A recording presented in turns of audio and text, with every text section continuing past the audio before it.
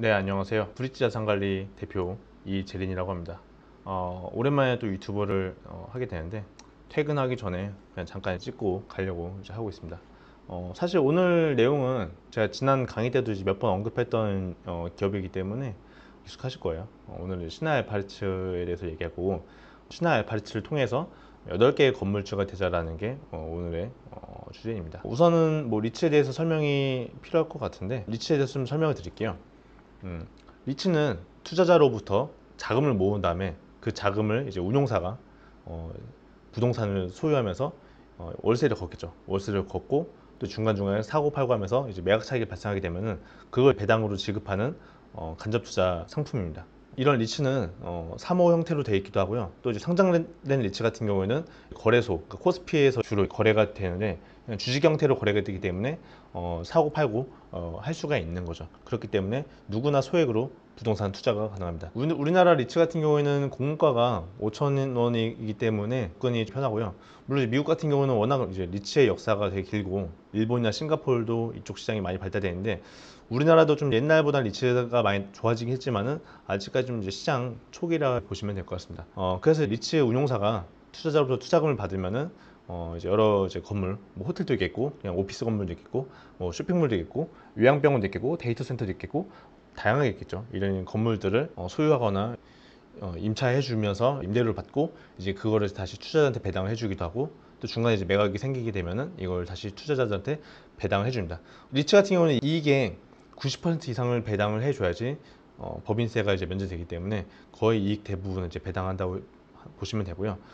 우리나라도 이제 좀 약간 특이한 리츠들이 많이 나오고 있는데 미국 같은 경우는 아예 물류창고만 투자하는 리츠도 있고 또 요양병원만 전문적으로 투자하는 리츠도 있고 대학교 기숙사 투자하는 리츠 다양하게 많이 있습니다. 우리나라도 좀 요새 들어 좀 많이 다양해졌죠. 특히나 이제 물류센터에 투자하는 리츠가 많아졌습니다. 그만큼 이제 상품들이 많이 다양해졌고 어떻게 보면 이제 이런 특성이 있다 보니까 저는 개인적으로 예적금을 충분히 대체할 수 있다고 이제 보기 때문에 주식 투자하시는 분들 중에서 내가 바빠서 매매를 못 하시거나 아니면 변동성 있는 거 되게 싫어해. 그러니까 보수적인 투자자야. 이러신 분들한테 제가 이 신한알파리츠나 맥쿼리 인프라를 많이 추천합니다. 부동산 그 시장이 좀 등락이 있겠지만은 결과적으로 자산 시장은 우상향한다는 믿음이 있으면은 저는 이 리츠들 충분히 괜찮다고 보고 저는 최소한 인플레이션 이상은 이제 수익 낼 거라고 생각하고 있기 때문에 사실 저한테는 이 리츠라는 거는 이제 거의 안전자산입니다. 그런 관점으로 저는 보고 있고요.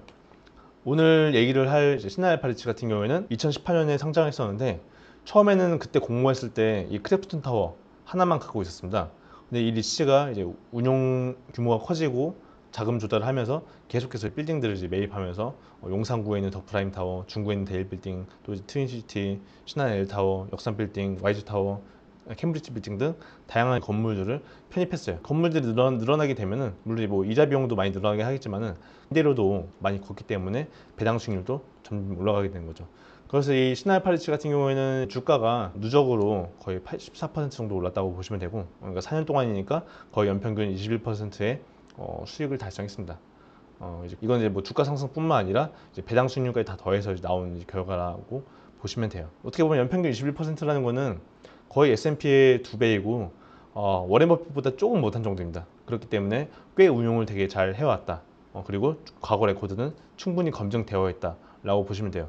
물론 아직 4년밖에 안 됐기 때문에 앞으로 어떨지 모르겠지만은 저는 개인적으로 이제 좋게 보고 있습니다. 그리고 이제 아까 말했듯이 이제 건물들 편입이 많아지게 되면서 이제 임대료도 많이 걷게 되니까 그에 따른 이제 배당금도 계속 증가하게 됐죠. 처음에는 주당 배당금이 116원 이렇게 돼 있었는데 지금은 이제 주당 배당금이 190원이에요. 참고로 이 신한알파리츠 같은 경우는 반기 배당입니다. 그래서 이제 배당을 1년에 2번 정도 주게 되고요. 6월, 12월에 배당을 2번 줍니다. 그렇기 때문에 꽤 현금 흐름으로도 괜찮게 되고 있고요.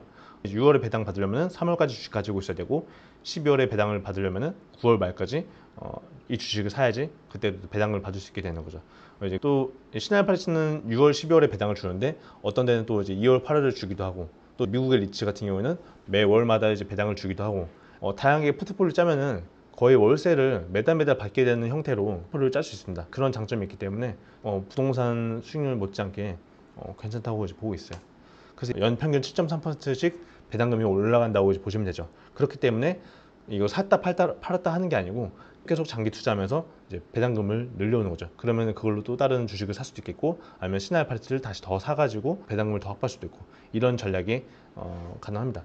그리고 또 배당금만 오르는 게 아니고 당연히 주가도 이제 오르겠죠. 거의 일석이조의 효과를 이제 보게 됩니다. 또 일반적인 그 배당뿐만 아니라 아까 말했듯이 건물을 사고 팔고 하잖아요. 이번에 또 이제 용산 더 프라임 타워를 매각을 하려고 하고 있는데, 저는 이제 부동산 경기가 뭐 그렇게 좋은 것 같지 않고, 또 이제 건물 단위가 되게 큰데 팔릴까 하는데 생각보다 관심 있는 곳이 많은 것 같아요. 30곳에서 40곳 정도가 투자 설명서를 받아갔다고 했고요. 물론 이제 이렇다고 해가지고 확정된 게 아니기 때문에 언제 팔릴지 모르겠습니다. 하려는 사람들은 뭐 투자 수익 있는 것도 있겠고, 아니면 아예 우리가 사업으로 써버리자 이런 의지가 있기 때문에 괜찮을 수도 있겠다고 또 보고 있어요. 또 위치가 워낙 좋으니까 이제 그런 장점이 있겠고요. 신할 파리스는 이 건물을 2018년에 1650억 정도에다가 취득세 130억 정도 들여가지고, 그러니까 총 1780억이죠. 그렇게 들여서 더 프라임 타워를 인수했는데, 10년 6월 기준으로 이 타워의 감정평가액은 2288억입니다. 이 당시보다 차액이 500억에서 600억 정도 발생하게 된 거죠. 그 차익이 발생하게 되면은 운용하는 애들 성과보수나 이런 거 떼고 나서 거의 다 이제 배당을 주게 되면은 그만큼 배당 수익률이 일회성으로 많아지게 됩니다. 긍정적인 모멘텀이 있다고 볼 수 있겠고요. 이거는 이제 상증권의 이경자 연구원이 쓰신 리포트인데, 최근에 자료를 보면은 감정가가 아까 제가 20년 기준으로 2290억이랬죠. 근데 사실 지금 감정을 다시 하게 되면 얼마일지 저도 잘 모르겠어요. 더 오르지 않을까 싶긴 한데, 어쨌든 이 감정가에 그대로 인정을 받아서 매각을 하게 되면은 이제 이익이 발생하게 되니까 주당 배당금이 700원이 늘어나게 돼요. 얘네 신할 파리스 연 배당금이 400원이 안 되는데, 그것보다 많은 배당금이 한 번에 들어오게 됩니다. 그렇게 되면은 올해 그러니까 합산 배당 수익률이 14%까지 올라가게 되는 거고요. 설령 이 금액을 인정받지 못하더라도 감정평가의 90% 정도만 인정받게 되더라도 주당 배당금이 450원 늘어나게 되고, 합산 수익 배당 수익률은 10.9%입니다. 되게 쏠쏠하죠. 또 이제 이런 현금 흐름이 또 발생하게 되면은 다시 또 이제 주식을 사기도 하고, 리츠는 이렇게 하면서 크게 돼요. 그러니까 배당을 늘리다가 건물 사고, 또 건물 가치를 올린 다음에 팔고, 또 다른 거 사고, 또 다시 키우고, 이제 이런 식으로 이제 반복하기 때문에 사실 이런 일련의 귀찮은 과정들을 내가 할 수는 없잖아요. 또 이제 세입자 관리하는 것도 이제 빡셀 거고, 그런 거 없이 편안하게 운용사가 운용을 잘해서 대신 좀 성과보수 이런 걸 주겠죠. 이런 걸 주면서 부려먹는 관점으로 보시면 될 것 같습니다. 그래서 요새 우려하시는 게 금리 인상 뭐 되고 있는데, 그렇게 되면은 그 은행 이자가 많아지니까 월세 수익도 좀 떨어지게 되고, 그리고 또 뭐 배당금도 줄어들 수 있지 않겠냐 이렇게 걱정하겠지만은, 현재로서는 이제 거의 이제 고정금리로 조달하고 있겠고요. 사실 저는 이건 별로 걱정이 안 되는 게, 은행 이자가 올라가게 되면은 당연하게 건물주 입장에서는 이거를 세입자한테 전가를 하겠죠. 이런 원가가 올라가게 되면은 판매가에 전가를 할 수 있는 기업들을 되게 좋아하게 되고요. 리츠도 저는 그게 가능하다고 보고 있기 때문에 사실 이런 이슈는 별로 그렇게 신경 쓰지는 않고 있어요. 그리고 이제 보시면 아시겠지만은 NOC, 그러니까 이제 전용 면적당 그 비용인데, 이런 것도 16%씩 올린다고 얘기되었으니까 이제 임대 계약이 끝나고 다시 계약하면서 이제 그렇게 되는 거죠. 여기는 꽤 오래됐나 봐요. 한 번에 36% 올려버리네. 그런 식으로 이렇게 비용 전가가 가능합니다. 그리고 또 이제 세입자가 일부 나가더라도 하나만 받지 않고 여러 세입자를 많이 받기 때문에 또 다시 세입자 구해서 이제 하면 되기 때문에, 좀 임대차 만기 시점이 분산돼 가지고 건물 관리가 좀 더 수월한 게 장점이죠. 그래서 이제 이 리츠의 주가는 뭐 그렇게 큰 변동이 없는데, 제가 지난 1월에 강의했을 때 그때 주가가 약 8천 몇십 원인가 8,100원인가 아마 그랬을 겁니다. 그래서 그때보다 약간 빠졌었는데, 주가는 약간 빠졌지만은 그 사이에 이제 코스피나 S&P 500이나 나스닥 빠진 거에 비하면 엄청나게 선방한 거죠. 그리고 여기서 이제 반기 배당 6월에 배당 한번 들어왔으니까 그것까지 더하면 사실상 플러스입니다. 그리고 또 이제 어떻게 보면 되게 방어적이죠. 안정적으로 이렇게 잘 흘러가기 때문에 좀 편안한 마음으로 투자가 가능합니다. 그리고 제가 앞서 말했듯이 이제 신할 파리스뿐만 아니라 여러 이제 리츠나 매크로 인프라 같은 인프라 펀드를 좋아하는데, 참고로 매크로 인프라는 2월이랑 8월에 배당을 줘요. 그렇기 때문에 신할 파리츠랑 매크로 인프라를 두 개 사게 되면은 1년에 이제 배당을 4번 받을 수 있습니다. 그리고 이제 뭐 예를 들어서 미국의 리얼티인컴 같은 거 추가하게 되면은 여기는 매월 또 이제 배당을 주게 되다 보니까, 이런 거 잘만 세팅하게 되면은 매월 이제 캐시플로우를 발생할 수 있는 장점이 있고요. 신할 파리츠 같은 경우는 현재 배당 수익률이 4.85%이고, 이거는 이제 배당금이 늘어나지 않고 특별 배당 이런 게 없다는 전제하에 그대로 간다는 전제하에 이제 한 겁니다.